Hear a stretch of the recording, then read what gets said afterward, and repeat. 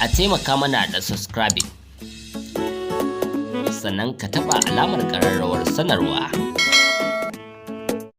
Shi zai baka damar daga mun saki sabon bidiyo a sanar da kai. Mun gode. Yan uwa, darasin yau da zamu yi ne akan control ɗin duk wani application da ke wayanka. Kuma darasin nan zai ɗauki hankali ne dangane da yadda za ka yi controlling ɗin kowanne application da ke kowace waya da ka riƙe ta a hannunka.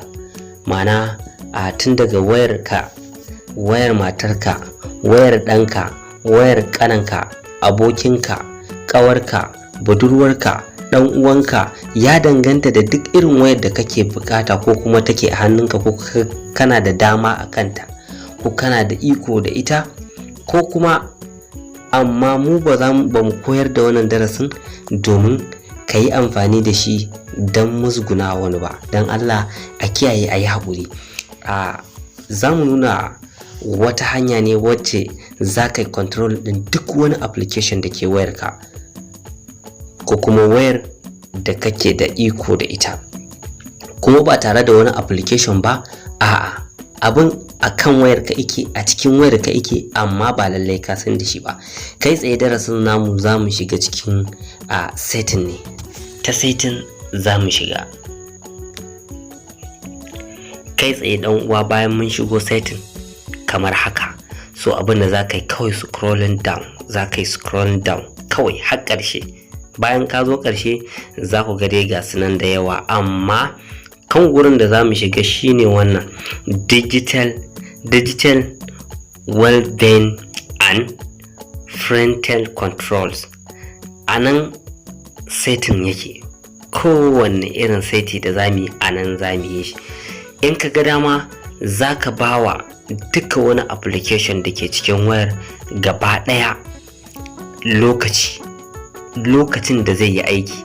Haka zalika duk application ɗin da aka yi aiki da shi a ranar za ka gan shi ya bayyana. Za ka ga adadin application guda nawa aka shiga a ranar, guda nawa aka shiga, sannan kuma application guda nawa ne a wayar ka baki ɗaya ma duk zai ta nuna maka.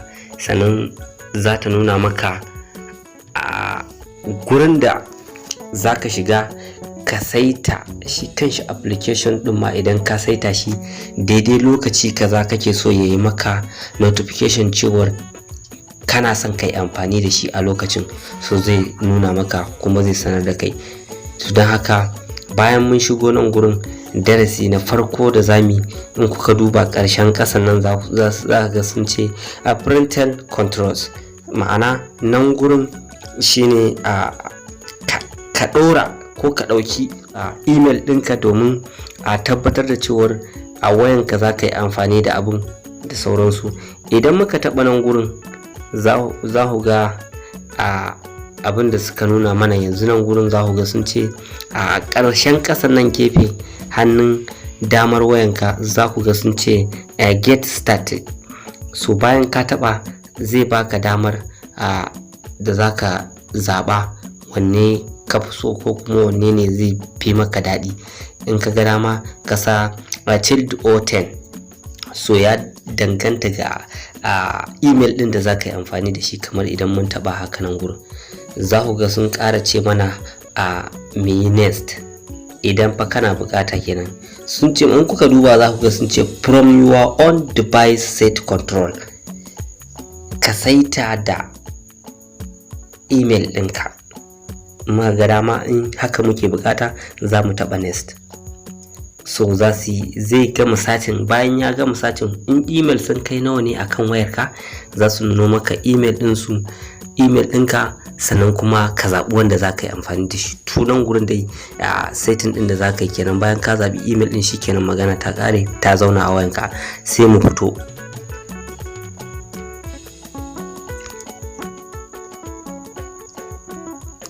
So a takaice dai kun ga abin da suka ce mana.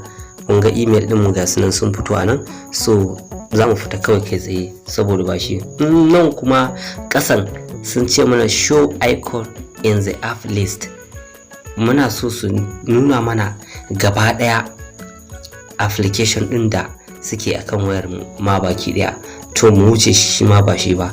Do not disturb shi ma idan muka shiga kun ga yadda za su suka ce custom call, sannan sun ce message, sannan sun ce duration, sannan sun ce turn on automatically, wato mu kunna automatical yadda kowanne application zai yi aiki a lokaci daya, zai rufe a lokaci daya. To ba haka muke bukata ba. Idan kai kana bukata za ka taba wannan turn on din, wannan mai blue din, so mu ba shi muke bukata ba, za mu fita, shi ma ba shi muke so ba. Sun ce management notification shine gurin da za ka saita da zai ringa sanar da kai lokaci kaza ka saita kake so kai amfani da wannan application din. Misali kun gan su na duk wanda ka kunna a nan gurin, misali duka idan ka kunna su ne akan ba za su yi aiki lokaci kaza ba, haka za su zo maka notification cewar lokaci kaza fa ba za su yi aiki ba. So in ka kashe ma duka haka zai nuna maka. So bari mu fita, shi ma ba shi muke bukata ba. So abinda suka ce nan kuma sun ce focus mode, sun ce ka taba domin ka saita. Kun gani yanzu in kana bukatar ka saita duka ka dauka, ga gurin wannan inbox nan tick zaka dinga yi kamar haka, tick zaka dinga yi, ma'ana duk wanda muka yi selecting za ku ga ya koma sama, duk wanda muka zaba za ku ga ya koma sama, duka wanda muka zaba za ku ga ya koma jerin waɗanda muka abin nan. Ma'ana in ka gama a nan gun ka gama yin tick, so zaka iya taba a nan gun add a quick setting shortcut.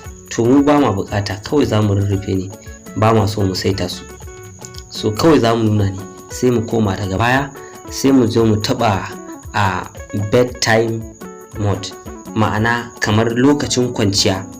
Idan za ka saita kowane application sai lokacin kake so kai amfani da shi, ko kuma lokacin kake so ya rufe kansa kada ya yi amfani.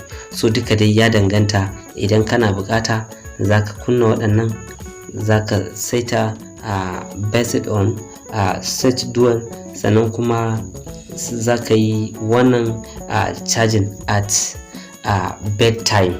So duka dai ya danganta da wanda kake bukata. To ƙarshen dai abin da muke so mu nuna muku a nan yan uwa, ga kuma nan a dashboard nan, so shine gurin da zaka saita duka application din da ka bukata, ko kuma ce application din duk da kai amfani da shi a ranar, da ma awoyin da ka ɗiba gaba ɗaya zai yi calculating ya faɗa maka ga adadin awar da kai na amfani da application din da ke wayarka, da kuma mintunan ma da ka kwasa a kai zai nuna maka. Kuma haka zalika in kai scrolling down za ka ga duk wani application da ka shige shi a ranar ka yi amfani da shi, zai nuno maka shi kamar haka. Yanzu waɗannan application da kuke gani duka babu wanda ban shiga ba a yau din nan, babu wanda ban yi amfani da shi ba, ba wanda ban shiga ba. Da haka yasa kuka ya jero mun, in dai har ban yi amfani da ɗaya daga ciki ba, ba zai nuna mun ko kwaya ɗaya ba